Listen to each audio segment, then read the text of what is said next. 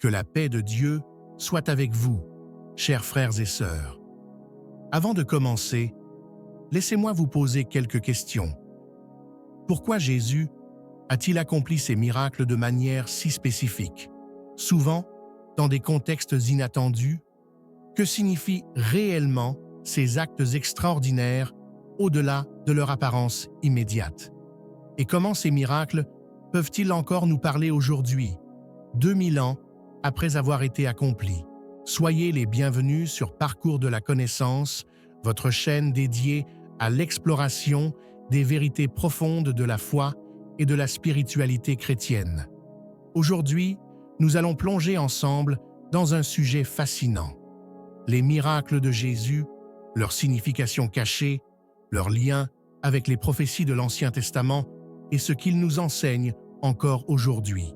Les miracles de Jésus sont bien plus que des événements extraordinaires.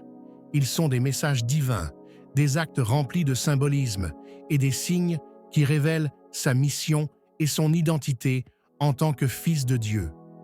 Chaque miracle contient des trésors de sens spirituel que nous allons découvrir ensemble. Commençons par le premier miracle de Jésus, celui des noces de Cana, où il transforma de l'eau en vin. Ce miracle est bien connu, mais saviez-vous qu'il ne s'agit pas simplement d'un geste pour sauver une fête de mariage? L'eau, dans ce récit, symbolise l'ancienne alliance, basée sur la loi donnée à Moïse. En la transformant en vin, symbole de la nouvelle alliance dans son sang, Jésus révèle qu'il est venu inaugurer une ère de grâce et de rédemption.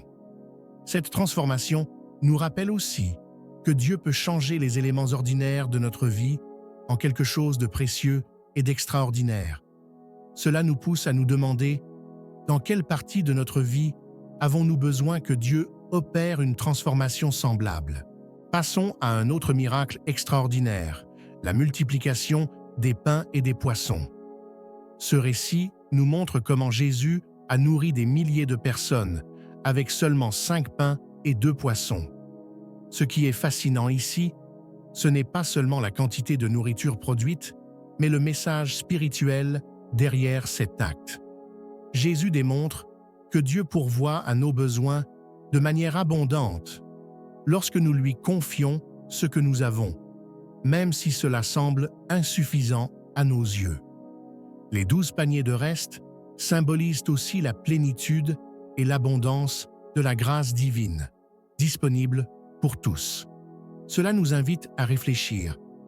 Que faisons-nous des ressources que Dieu nous a confiées? Les utilisons-nous avec foi, en sachant qu'il peut les multiplier au-delà de ce que nous imaginons? Le miracle de la guérison du paralytique, raconté dans les évangiles, est un autre exemple puissant. Avant même de guérir physiquement l'homme, Jésus déclare « Tes péchés te sont pardonnés ». Cette déclaration révèle une vérité essentielle. Jésus est venu non seulement pour guérir nos corps, mais surtout pour restaurer nos âmes. La paralysie physique de cet homme était visible, mais Jésus a d'abord traité une paralysie spirituelle, souvent invisible, mais tout aussi réelle. Cela nous pousse à nous interroger. Y a-t-il des péchés ou des poids que nous portons et qui nous empêchent d'avancer? Acceptons-nous le pardon que Jésus nous offre librement?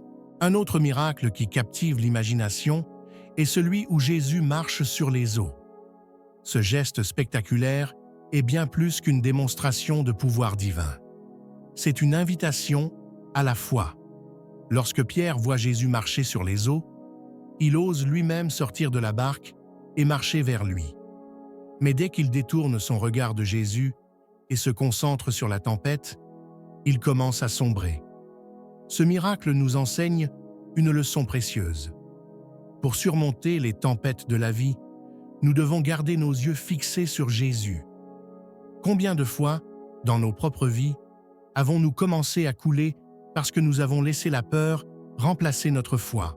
L'un des miracles les plus marquants de Jésus est sans doute la résurrection de Lazare. Lazare était mort depuis 4 jours, un délai significatif dans la culture juive, car cela signifiait que toute chance de retour à la vie était considérée comme impossible. Mais Jésus proclame avec assurance « Je suis la résurrection et la vie. Celui qui croit en moi vivra, même s'il meurt. » Par cet acte, Jésus prouve qu'il a autorité sur la mort et qu'il est la source de la vie éternelle. Cela préfigure également sa propre résurrection, victoire ultime sur la mort et le péché. Cela nous invite à réfléchir. Y a-t-il des parties de notre vie qui semblent mortes ou sans espoir? Sommes-nous prêts à laisser Jésus y insuffler une nouvelle vie? Les miracles de Jésus ne sont pas des récits figés dans le passé. Ils parlent encore aujourd'hui, révélant l'amour, la compassion et la puissance de Dieu. Ils nous invitent à regarder au-delà de nos limitations humaines et à avoir foi en un Dieu capable de tout transformer. Chaque miracle est une démonstration que Dieu agit non seulement dans le domaine physique, mais aussi dans le domaine spirituel, touchant nos cœurs et transformant nos vies. Alors, chers amis, qu'allez-vous faire de ces enseignements? Que pourriez-vous appliquer dès aujourd'hui dans votre vie quotidienne?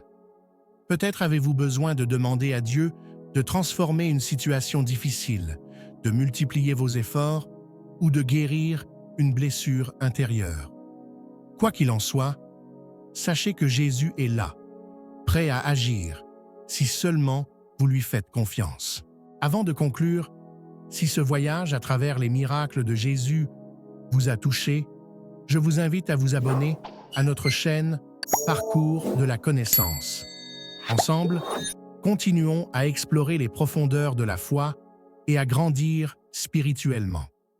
N'oubliez pas de laisser un like, de partager cette vidéo avec vos proches et de nous dire en commentaire quel miracle vous a le plus inspiré. Que la paix et la grâce de notre Seigneur Jésus-Christ soient avec vous. Soyez bénis et à très bientôt pour une nouvelle exploration de la parole de Dieu.